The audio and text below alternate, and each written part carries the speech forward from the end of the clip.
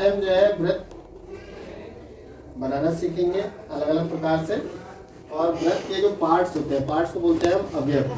में त्रिज्या, केंद्र, व्यास, चाप, परिधि, त्रिज्यखंड, अर्धव्रत और जीवा के बारे में सीखेंगे कि जो हम व्रत बनाएंगे उसमें ये चीजें कहाँ कहाँ पे होती हैं, कैसे हम इसे पहचानेंगे और इसको हम समझेंगे, प्रैक्टिकल करके भी देखेंगे। व्रत अब किन किन तरीकों से बनाएंगे अभी हम उनकी बातचीत करेंगे, ठीक है।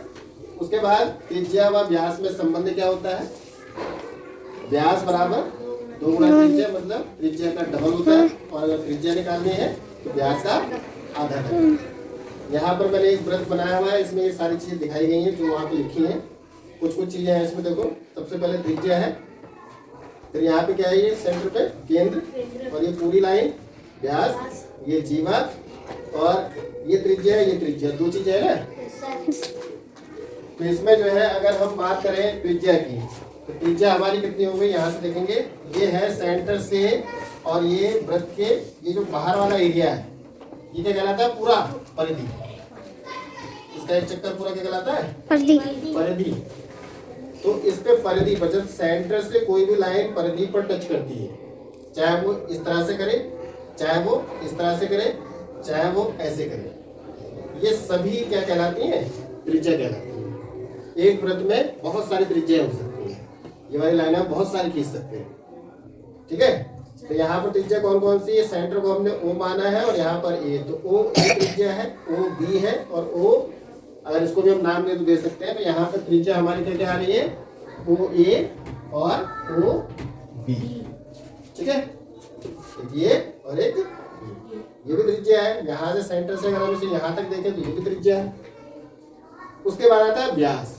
तो व्यास की क्या पहचान है, व्यास जो है वो सेंटर से होकर जाएगी लाइन, हमेशा सेंटर से होकर जो लाइन जाएगी वो क्या कहलाएगा, व्यास कहलाएगा। चाहे वो ऐसे जाए या चाहे वो ऐसे जाए, कैसे भी जाए, दोनों ही लाइनें व्यास कब कहलाएंगी, जब वो सेंटर से होकर जाएंगी, मतलब केंद्र से होकर जाएंगी।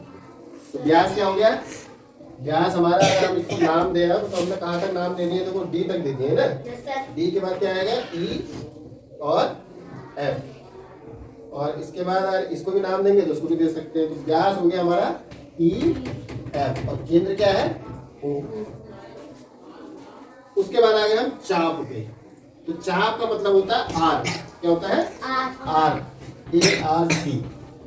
तो आर का मतलब कि यहाँ से जो एक तो सीधी लाइन होती है, और जब हम इसको इस तरह से कर्व कर देते हैं तो ये कहलाता है आर।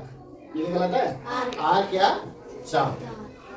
तो यहाँ से यहाँ तक ये वाला जो हिस्सा अगर हम देखें खाली ए और ई, ये क्या है, आर के, कर्व लाइन। तो ये आर के, यहाँ से यहाँ तक अगर देखें तो ये भी आर के, यहाँ से यहाँ तक देखें तो ये भी आर के। और इनके कई हिस्से भी हो सकते हैं, जितने हिस्से आप चाहो आर अलग अलग बना सकते हो, बहुत सारे हिस्से कर सकते हो चाप, समझ गए। तो ए से लेके ई तक अगर हमने माना तो ए ई इसका क्या हो गया, आर हो गया।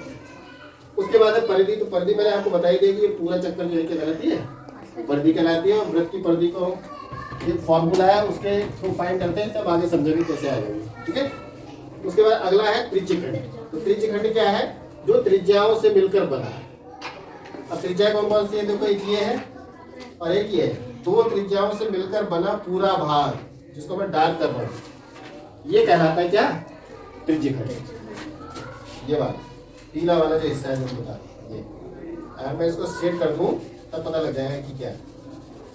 तो इसका नाम क्या हो जाएगा, ए ओ बी। त्रिज्यखंड का साइन बनाएंगे तो साइन कैसा बनाएंगे, जैसा वो बना हुआ है ऐसा।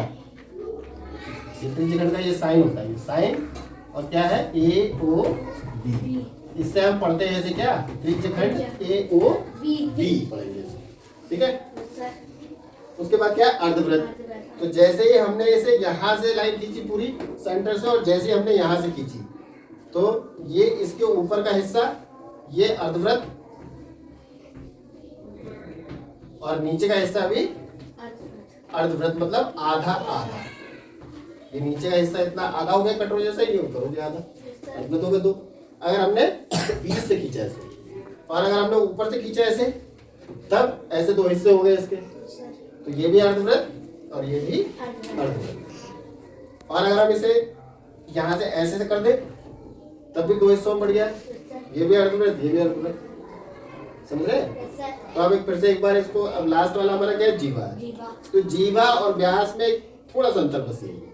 क्या है अंतर? वो कि व्यास जो है वो हमेशा केंद्र से होकर जाएगा।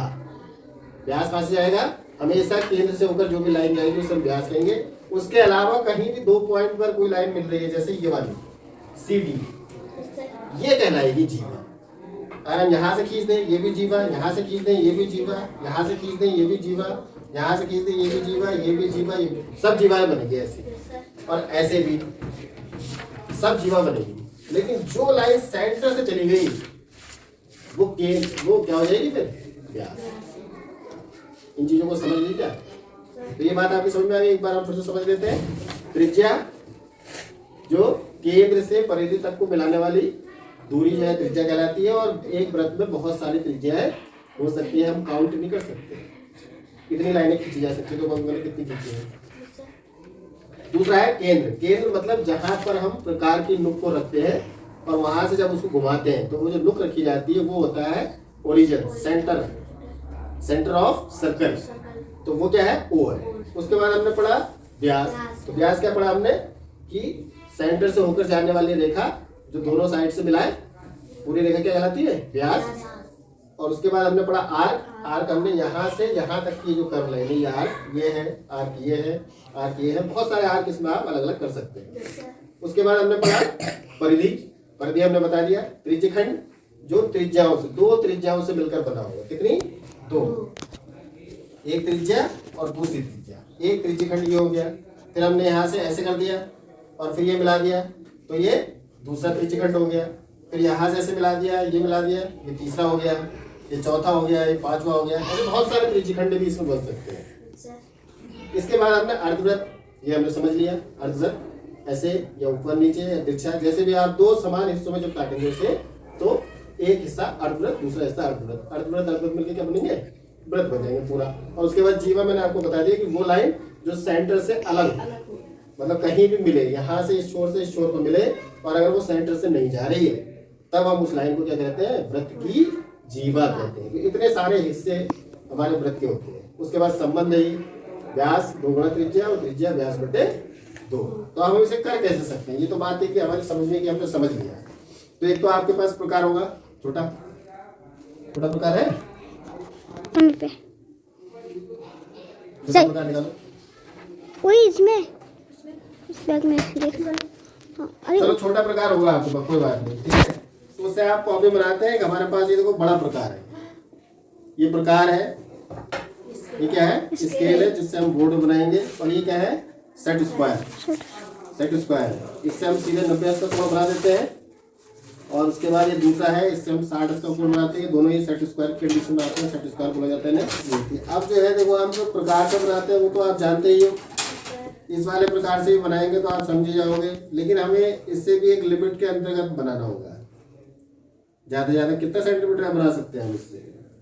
इसे नाप कर देखें तो पूरे स्केल का भी अगर इससे हम बनाना चाहें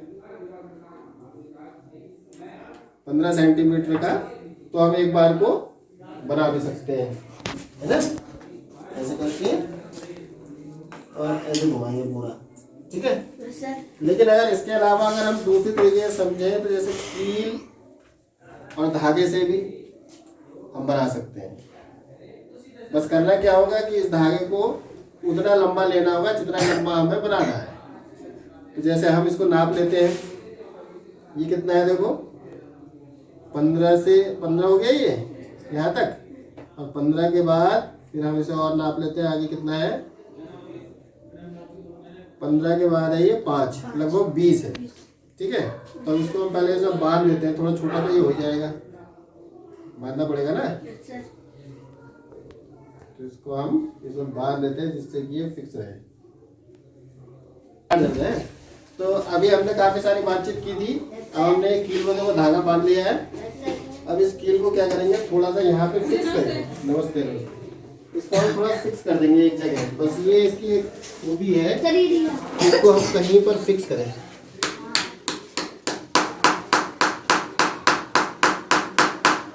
फिक्स कर दिए। Yes sir. और हमने इसके धागे से जितना जितना बनाना उतना हमने नाप लिया था। एक बार इसे हम और नापेंगे अभी ना, इससे स्केल से नापते हैं इसे। तो ये कितना बैठा है भाई, ये 15 यहाँ आ रहा है ना।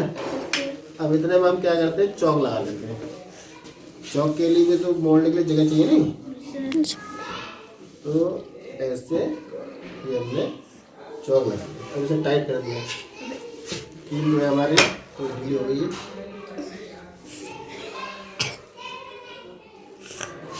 इस कील को यहाँ पे हम पकड़ लेते हैं, इसको टाइट करना है। इसे टाइट करके इसको गोला बनाना है। सर चौकी से निकल गई।